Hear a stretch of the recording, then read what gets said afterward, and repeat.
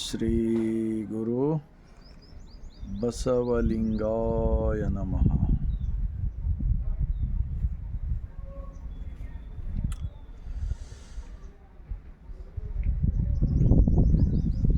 ಬಾರವಿ ಶತಾಬ್ದಿ ಅಂದರೆ 12ನೇ ಶತಮಾನ, ವಿಶ್ವದ ಮೊಟ್ಟ ಮೊದಲನೇ पार्लियामेंट, दुनिया के सबसे पहले अनुभव मंडप, इसके मतलब पार्लियामेंट, इसके मतलब प्रजाप्रभुत्व के ಸ್ಥಾಪಕ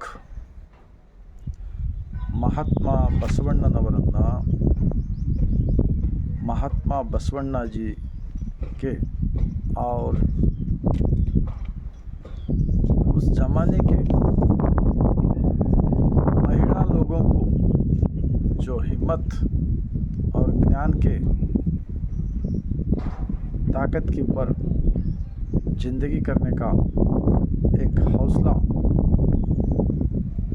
ಒಂದು ಧೈರ್ಯವನ್ನು ಯಾರಾದರೂ ತುಂಬಿದ್ದೇ ಆದರೆ ಅದು ಶಿವಮೊಗ್ಗ ಜಿಲ್ಲೆಯ ಉಡುತಡಿಯ अक्का महादेवी, उनको बोलते हैं जगत ज्योति अक्का महादेवी।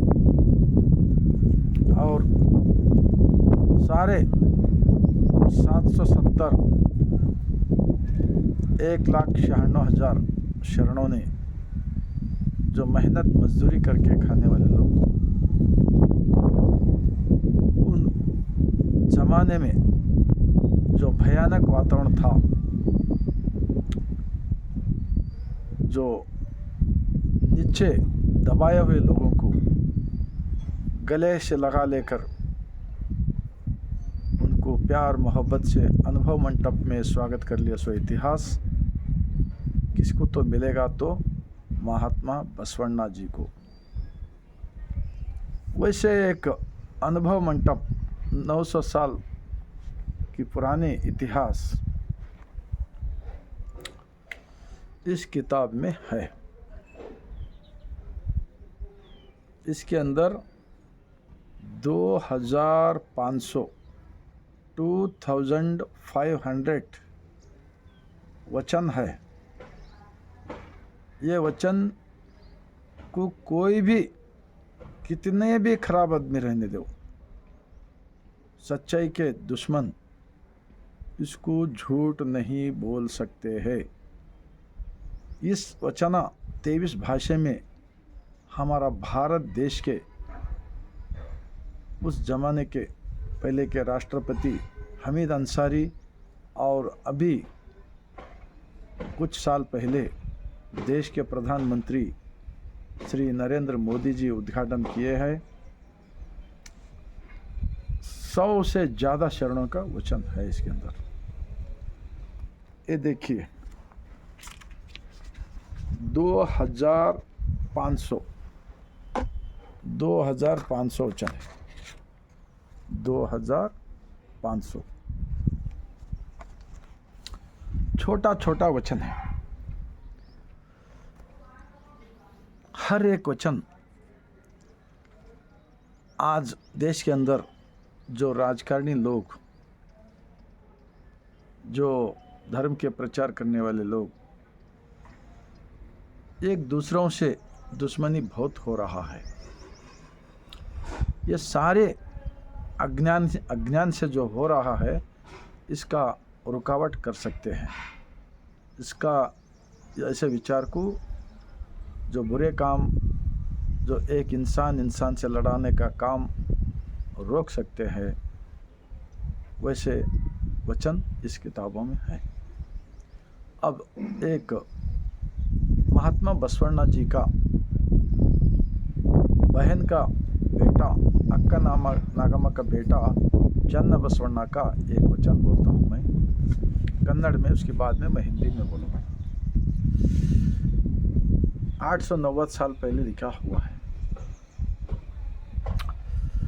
धरे हच्ची कले हच्ची ರಾಜರಳಿದು ನೀತಿಯ ತಪ್ಪಿ ಕೀಳಾದ ಜನಕ್ಕೆ ಏಳಿಗೆ ನಿತ್ತು ಪುರವಣಿಪ ಕಾಲಕ್ಕೆ ಶರಣರು ಬಂದಾರೋ ಎನ್ನಿರಿ. ಕಲ್ಯಾಣ ಪಟ್ಟಣವ ಕಟ್ಟಿತ್ತು, ಘನ ವೈಭವದಿಂದ ಮೆರೆದಿತ್ತು. ದಿಕ್ಕು ದಿಕ್ಕಿಗೆ ಬಸವ ಧ್ವಜ ಮೆರೆದಾವು. ಕೂಡಲ ಚನ್ನ ಸಂಗಮ ದೇವ ಬಸವಣ್ಣನವರ ತತ್ವದಿಂದ ಬದುಕಿತ್ತು ಈ ಲೋಕವೆಲ್ಲ. ಬಸವಣ್ಣನವರ ತತ್ವದಿಂದ ಬದುಕಿತ್ತು ಈ लोकवेल्ल. इसके वचन के शॉर्टकट में बोलता हूँ मैं.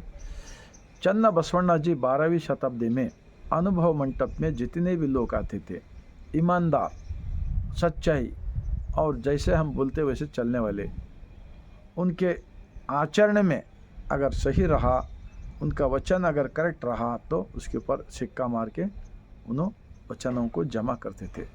कौन? चन्ना बसवण्णा, चक्रवर्ती चन्ना बसवण्णा बोलते. चिन्मय ज्ञानी चन्ना बसवण्णा बोलते उनका नाम. उनका वचन है, ये ज़मीन पर सारी दुनिया के अंदर धरे हच्ची कले हच्ची राजा राजा रड़िदो. राजाओं का ज़माना चले गए. वो राजा लोग भी, कुछ लोग अच्छे होंगे, कुछ लोग जनता के ऊपर राज करके चले गए. और राजा राजा रड़िदु नीतिय तप्पी आचरणे भूलकर समाज के जो लोगों को अपने बराबर नहीं किया बगैर चले गए वो लोग. नीतिय तप्पी कीड़ाद जनक्के ಏಳಿಗೆ नित्तु. जो नीचे चार वर्ण करे थे ना, ब्राह्मण क्षत्रिय वैश्य शूद्र. तो ब्राह्मण बोले तो उन्होंने महाज्ञानी, उन्होंने बैठकर ही लोगों का ज्ञान देने का काम करते थे. क्षत्रिय बोले तो राजा का प्रॉपर्टी हिफाजत करने वाला. वैश्य बोले तो जो मेहनत करके जो खेती में अनाज पिकाते, कुछ सामान तैयार करते, वो लेकर उन्हें बैठकर बेचने वाला. शूद्र बोले तो ये जितने भी लोगों को ज़रूरत चीज़ें उन्हें पैदा करके खेती का काम से अनाज पिकाना और हर चीज़ का जो उत्पादन करने वाले, उनको नीचे दिखाया गया है, शूद्र बनाया गया है. वही लोग 12वीं शताब्दी में अनुभव मंडप में शरण हो गए. ये इतिहास अब जानना चाहिए हर आदमी, क्योंकि मैं वो किताब बता दिया. मैं आज भारत देश के अंदर जो 75 साल पहले भारत देश गुलामगिरी में था, फिर बाद में स्वतंत्र हो गए. अब स्वतंत्र होने के बाद में एक अच्छा संविधान, जो नीचे गिरा है उन लोगों को ऊपर उठाना, और जो ऊपर उठे सो लोग हैं उन सबके साथ में सहकार करना, ऐसे एक कानून बनाने के वास्ते वो भारत के संविधान के निर्माण में मुख्यस्थ भारत रत्न डॉक्टर B.R. अम्बेडकर के उनका बहुत योगदान है. और उन्होंने भी ज़िंदगी में बहुत तकलीफ़ लिया हुआ है.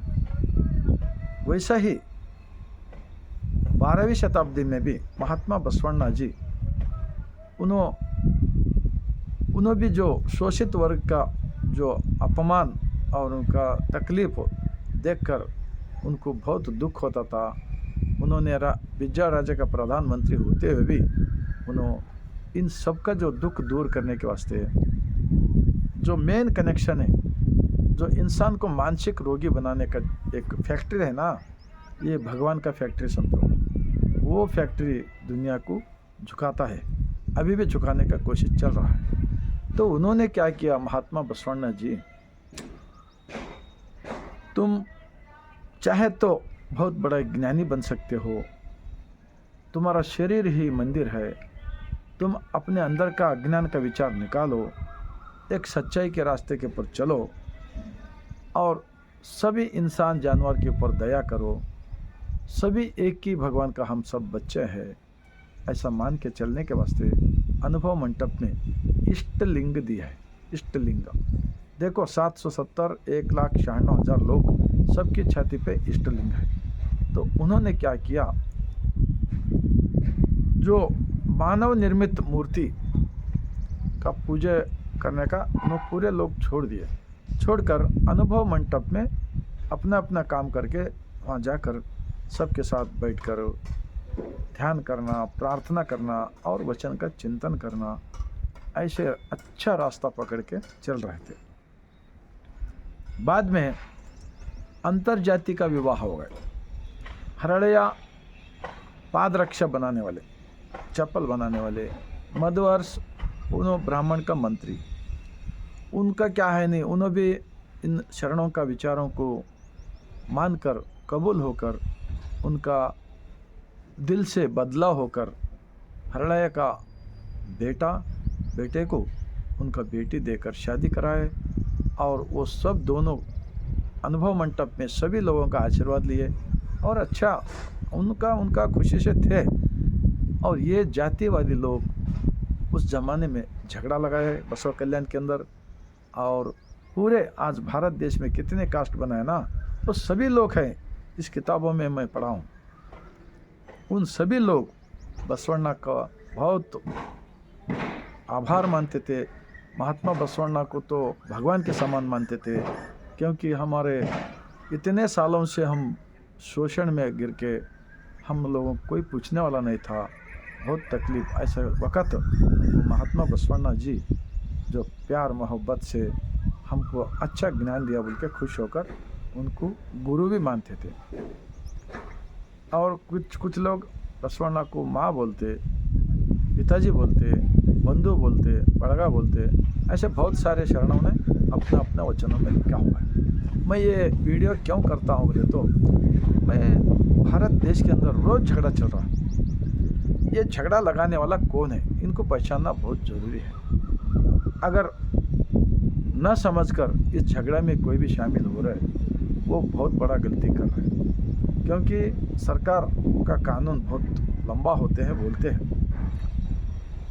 ये शरणों का जो विश्व संविधान के वचन और बाबा साहेब भारत रत्न डॉक्टर B.R.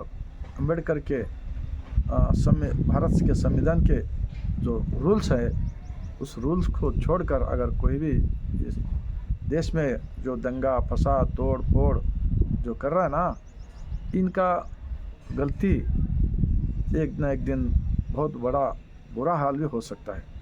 इसीलिए मैं एक सबको रिक्वेस्ट करता हूँ, वो ज़माने में राजाओं का ज़माना था इसलिए उन वैसा करे, लेकिन अब प्रजाप्रभुत्व है, अब ऐसा नहीं कर सकते। तो मेरा एक ही रिक्वेस्ट है, अगर हड़ताल करना है, कोई भी गलती करे उनकी अपोज में मोर्चा करना है, तो किसी का आस्ती पास्ती को पत्थर मारना, तोड़ फोड़ करना, ऐसा कोई भी नहीं करना चाहिए। ये किताब है ना, भारत रत्न डॉक्टर B.R. अम्बेडकर ने जो भारत के संविधान को सपोर्ट करके उसके बारे में लोगों का भलाई के वास्ते जो लिखा है ना, वो किताब है। और महात्मा बसवण्णा जी के वचन का किताब है। इसको विश्व संविधान मानते हैं, ये विश्व को मान्यता है। ये दोनों के आधार के ऊपर अगर सरकार के साथ सरकार का कानून को हम इज्जत देकर झगड़ा न को, किरकिरी न को, कुछ नहीं। भारत देश के अंदर महात्मा गांधी जी भी स्वतंत्र का टाइम पे बहुत त्याग और बलिदान दिए। उन्होंने शांति से ये देश को स्वतंत्र बनाया। अब हम लोग भी भारत के अंदर किसी गरीब लोगों का आस्ती पास्ती को नुकसान नहीं पहुंचना चाहिए। और एक इतिहास, एक सच्चाई का संविधान के जो किताबें हैं उसके आधार के ऊपर भारत देश के अंदर अगर स्ट्राइक करे तो, अन्याय के विरुद्ध करे तो वो कभी भी सक्सेस होता है। इतना बोलने के बाद में मैं और एक महात्मा बसवण्णा जी का क्रांतिकारी विचार का एक वचन बोलकर मैं अपना विचार को समाप्त करता हूँ। ನ್ಯಾಯ ನಿಷ್ಠೂರಿ ದಾಕ್ಷಿಣ್ಯ ಪರ ನಾನಲ್ಲ, ಲೋಕ ವಿರೋಧಿ ಶರಣನಾರಿಗೂ ಅಂಜುವನಲ್ಲ. ನಮ್ಮ ಕೂಡಲ ಸಂಗಮ ದೇವನ ರಾಜ್ಯ तेजदोलिर्पनागी, राज्य तेजदोलिर्पनागी। इस वचन को हम फॉलो करना कोशिश करेंगे। महात्मा बसवण्ण जी क्या बोलते हैं इस वचन के अंदर? न्याय निष्ठुरी दाक्षिण्य परनानल्ला, जो सच्चाई के पक्ष में रहूँगा, हमारे शरण लोग रहेंगे, किसी का रिश्वत, किसी का शक्ल देखकर हम अपने सच्चाई को नहीं बदल सकते। कोई भी रिश्वत हो, किसी का शक्ल देखकर झुकने का हो, ये कभी राजी नहीं हो सकता है। न्याय निष्ठुरी दाक्षिण्य परनानल्ल, लोक विरोधी शरण नारिगू अंजवनल्ल। अब देश के अंदर क्या चल रहा है? बहुत कुछ चल रहा है। सच्चाई का विरोधी करने वाले संख्या ज़्यादा होंगे, लेकिन सच्चाई तो सच्चाई होता है। जैसे कि सूरज दुनिया को उजाला देने वाला एक ही है। इस पूरे दुनिया इस सूरज के उजाले से जिंदा है। ये सच्चाई हमारा महात्मा बसवण्ण का विश्व संविधान का ये वचन है। लोक विरोधी शरण नारिगू अंजुवनल्ला, इसकी मतलब अंजुवनल्ला बोले तो किसी को डराने का नहीं होता है। सच्चाई के पक्ष में रहूँगा, सच्चाई को छोड़कर मैं झूठा रास्ते पे नहीं जाऊँगा बोलते हैं। लास्ट में क्या बोलते हैं? कूडल संगम देवना राज्य तेजदोलिर्पनागी। मैं किसका अधीन में हूँ? आज सुप्रीम कोर्ट, हाई कोर्ट, कितने भी कोर्ट होंगे, लेकिन सबसे बड़ा कोर्ट ये शरीर ही एक बहुत बड़ा कोर्ट है। ये शरीर ही दुनिया का बहुत बड़ा मंदिर है। इस मंदिर के अंदर जितना बड़ा दुनिया का मालिक है ना, सब के अंदर है, मेरा अंदर भी है। इनकी साक्षी से मैं चलता हूँ, इनकी साक्षी के अंदर मैं सांस ले रहा हूँ, मैं जी रहा हूँ। इनका साक्षी छोड़कर मैं गलत काम नहीं करूँगा। कूडल संगम देवना राज्य तेजदोलिर्पनागी, ऐसा बोलते हैं महात्मा बसवण्ण। तो मैं हमारे बसवा कल्याण के एक नया अनुभव मंडप का जो काम चल रहा है, इस अनुभव मंडप अब भारत देश के अंदर कितने भी शोषित वर्ग है, उस जमाने में सभी कास्टिज्म जो निकाल कर सब लोग एक लिंगा बांधकर लिंगायत बने थे। वचनों में है सब कुछ साक्ष्य। ये पूरे लोगों का वो अनुभव मंडप है। उस अनुभव मंडप का रास्ता क्या दिखाता है? वो अंधश्रद्धा निर्मूलन, जाति भेदभाव निर्मूलन और भगवान के 2, 4, 5 ऐसा ये सब निकाल के रखे सो है। भगवान तो एक ही है, इसलिए अनुभव मंडप बांधे। शरण लोग मंदिर नहीं बांधे, यात्रा नहीं करे, वो मानव निर्मित का मूर्ति को पीछे नहीं पड़े। इसीलिए हम सब ईमानदारी से चलने का कोशिश करेंगे और अनुभव मंडप का विचार को, उसको सच्चाई को बचाना। भारत देश के अंदर जितने भी है जो शोषित, जो गिरे से लोगों को ऊपर उठाया ना महात्मा बसवण्ण जी, भारत रत्न डॉक्टर अंबेडकर जी, उनके जितने भी अनुयायी है, उनके विचार को मानने वाले कोई भी हो, वो सब लोगों का फर्ज है अनुभव मंडप का जो विचार को जिंदा रखना। और हमारा भारत देश का जो आजकल जो झगड़ा, लूटमार, देशभक्ति का प्रेम, वो ये राष्ट्र चल रहा ना, ये सब देश पूरे लोगों को अनुभव मंडप और भारत संविधान के विचार को सबको देशभक्त बना सकते हैं। जब इस शरीर का अंदर का भगवान का भक्त अगर हम बन गए, अंदर का भक्त का बन गए, तो देशभक्त सभी लोग हो सकते हैं, राष्ट्रभक्ति भी हो सकते हैं। इतना बोलते हुए अगर इस वीडियो क्यों मेरा आँखों से देखा नहीं जा रहा, देश में क्या हो रहा है, टीवी चालू करते वक्त हर बार झगड़ा, सब बुरा देखने को मिल रहा है। इससे मुक्ति पाने के लिए मैं ये बना रहा हूँ। इसलिए आप सबको, देशवासियों को अगर अच्छा लगा भारत देश के अंदर 140 करोड़ या 145 करोड़ जनता को ये विचार अगर हम सब लोग पहुंचने का काम करें तो सबसे बड़ा एक महान पूजा होता है। ये सच्चाई को जानकर हम जिंदगी करेंगे। इतना बोलते हुए मैं भारत के पूरे मेरे बंधु भाई बहन माँ बाप बुजुर्ग सभी लोगों को मैं लास्ट में सर झुकाकर मैं शरण करता हूँ।